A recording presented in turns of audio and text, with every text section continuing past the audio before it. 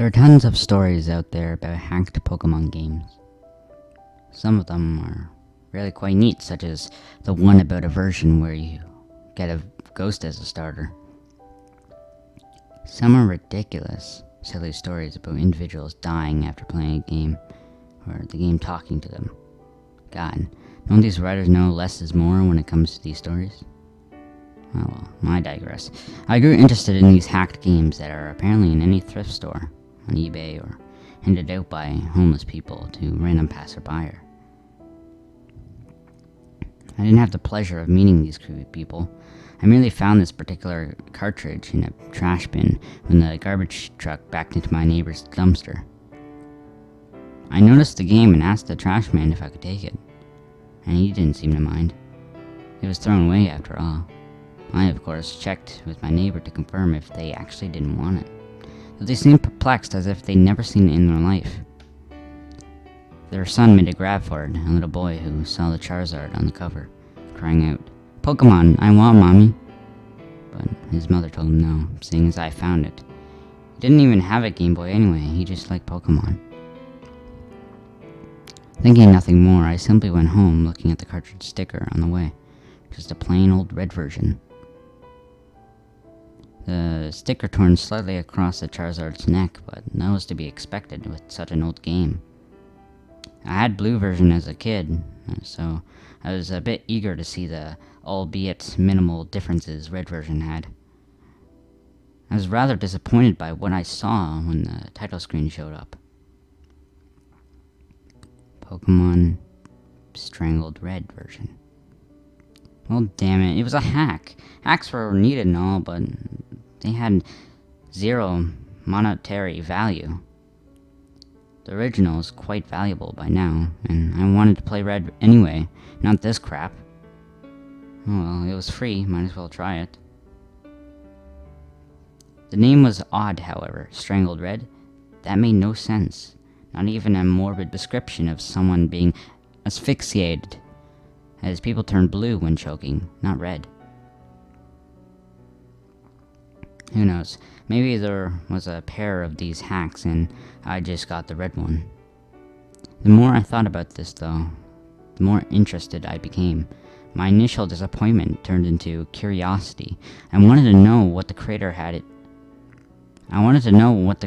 made, and I was going to know everything I saw. The first oddity I noticed was the start screen had a Charizard next to the trainer instead of a Charmander.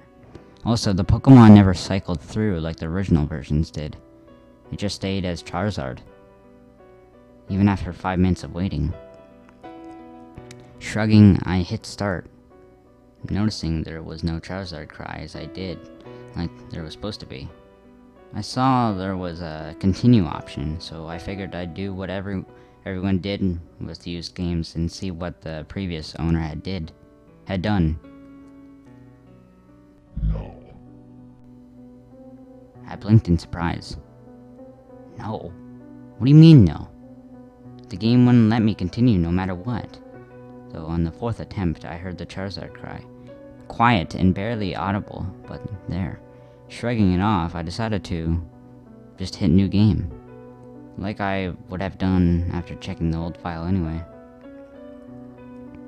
The screen cut to black for a while. No Professor Oak, no starting theme, just nothing at all. Eventually the screen came back, showing a bedroom, 2 beds, 2 TVs, and a computer in the corner.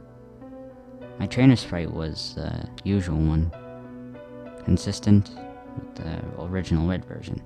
I was curious as to why it didn't ask my name, though that was answered as I opened the pause menu, noticing my trainer was named Steven. No, this isn't my real name or some stupid crap like that. This game isn't self-aware or haunted, at least not that I know of. It just had a name chosen already. Curious, I saw he had the starter amount of money. No badges. He didn't look like Red though. His hair was longer, almost reaching halfway down his back. Red's usual smile replaced with a confident smirk. Honestly, I found the sprite much cooler than Red. Next, I checked out his Pokemon. a single Charmander level 5 named Mickey. Nothing was odd about it, or should I say her, with the name and all. She had beginning Charmander stats, only knew Scratch and Tail Whip. Basic stuff. The game seemed relatively normal. Returning to the game, I walked about the room, noticing Steven's long hair was present on the back of my trainer sprite. When my back was turned to the camera, I didn't recognize the house. But I descended the stairs to see more. Downstairs was another trainer, who spoke to me the instant I came down. Ready yet? Yeah. I assumed this Mike was my rival, pre-decided for me. A replacement of Blue, most likely, though I thought back to the bedroom having 2 beds, realizing they weren't just rivals, they were brothers. They talked back and forth basic Pokemon dialogue, becoming a Pokemaster, catch 'em all, stuff like that, before having a little argument over which is better, Charmander or Squirtle. Which of course led to the introduction battles, like the 1 versus Blue in the lab. Simple enough, scratch, tackle, until I won purely for having the first turn. I took note of how much better Steven's sprite looked in combat than Red's. A different pose, his hair looking like it was blowing in the wind, a brief minor upgrade, but still much nicer. I left the house after some more banter with my brother, stepping out to the Pallet Town theme. Going to the east, I found this was indeed Pallet Town. The house was simply on the outskirts to the west. I noted there was no mysterious grassy field like in normal Pallet Town. Wandering about, I decided to check in on Red's home. His mother was inside, and when I talked to her, she commented on how handsome Steven looked, hoping her son would look up to him as a role model for when he became a trainer himself next year. Which of course led me to realize this game took place a year before the original Pokemon. Red was even upstairs playing the SNES in his room, commenting, "I'm gonna be the best too when it's my turn." I was starting to like this hack. It was interesting. A completely new adventure, a different character. Hell, Steven even seemed to have a history with the people in his town. A reputation, a personality beyond a silent protagonist. The people in town talked to him as a person making conversation, not just spouting tutorial crap. Even Blue's sister had a new dialogue. They seemed to be in a relationship too, as the dialogue ended with a kiss and a heart over her head.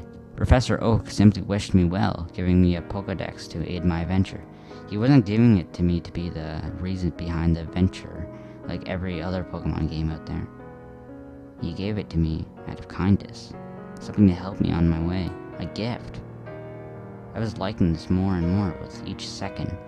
The game seemed to have an actual story now. I was somebody, not just a cookie-cutter protagonist anyone could be. Not some blank sheet that could be replaced without notice. The story was different, though the actual gameplay remained unchanged. I went north like I was supposed to. Went from town to town, collected badges, received the praise of the leaders. Steve's fame even seemed to spread, as some NPCs would talk like they knew him.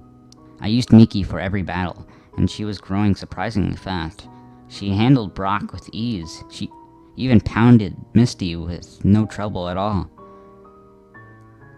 She wasn't as adversarially affected by super effective attacks as others. Did more damage than a regular Charmander. She was a veritable powerhouse. She even became a Charizard at the mere level of 25. Not bad at all, I must say. Things started to get weird though as soon as I reached Lavender Town. I know, Lavender Town is the focus behind every creepy story and the like, but it was the only place that was noticeably different. There was no Team Rocket invasion, which I found odd, but though I did remember this was a year in the past, so the invasion wouldn't occur until Red's time. I tried to enter the Pokemon Tower, aiming to get a Ghastly, but that's when it got odd. Steven.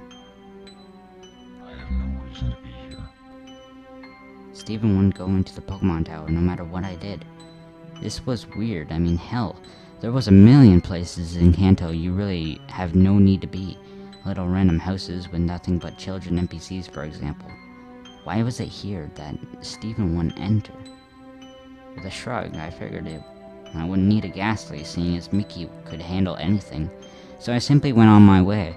Lavender Town serving no purpose other than a passageway with a Poke Center. The game progressed normally from there. The remaining gyms fill, and eventually I made my way to the Elite Four and defeated them. As with Blue, my brother, Mike was there before me, initiating the championship battle, which Mickey swept with ease. The aftermath of the battle was quite pleasant. None of the tension that was present between Red and Blue at the end of their match. The brothers congratulated each other on their progress and shook hands before the screen went white. No Hall of Fame, nor any credits. When the screen came back, it was at the house again, the two brothers sitting at the computer conversating with each other. Steven, I don't want to. Come on, I just gotta bore her for a second to finish the Pokedex. The entry won't register until she recognizes me as a master. Just for a second. Steven, but she's my Miki. Like, I promise I'll give her back. Come on, please. Yes or no? I was a bit perplexed, so I hit no to be cautious. Come on, please. No. Come on, please. I realized this would simply continue to loop until I hit yes, so I did, just to see what would happen. Mike. Alright, this will just take a sec, then we'll both be Pokemasters. The screen changed to the animation shown when two people trade Pokemon, which I found a bit weird seeing as I was solo, but whatever. This was what was apparently supposed to happen. Miki went first. I watched lazily as she began to travel down the trading tube. Snap! That made me jump. The sudden noise resonating in my silent bedroom, loud due to the volume being way up. Looking at the screen, I noticed the game had seemed to freeze. Miki's still in mid-trade, but the game wasn't doing anything. With a sigh, I just turned off the game, wondering when my last save was. When the game turned back on, I stared for a moment at the start screen. There was no Charizard next to the trainer. Upon pressing start, I saw the new game option was absent, leaving only continue. This was strange to say the least, so I selected it. The game starting without even showing my stats as usual. My jaw dropped at what I was greeted with. 1 year later. The Lavender Town theme came first, playing its normal way. The screen slowly fading in from blackness. Steven was in the Pokemon Tower, which made the music even stranger, seeing as the tower had its own theme. He was standing in front of the tombstone, not doing anything. Wondering what was going on, I pressed A. Steven. Confused, I tried walking, realizing I was indeed in control at that moment. I brought up the pause menu and checked my party. Miki was gone. Not just Miki, all Pokemon. He had nothing. The Pokedex was absent from the menu. His bag was empty. Honestly, concerned now, I checked his trainer card. He had no money. He had no badges. His playtime was 8,795 hours, which was impossible as I had only 30 logged in before. But that wasn't the strangest part. His picture, the picture of the handsome, confident young trainer was different. His eyes were blank, his face turned slightly down, that smirk of his was gone, replaced by a lack of any expression. That long hair of his, before in a perfect perm, was now messy and unkept. I couldn't look at him anymore. Closing the menu, I went to move out of the tower, but with every step I took from the tombstone, the screen flickered like it did when the Pokemon was poisoned.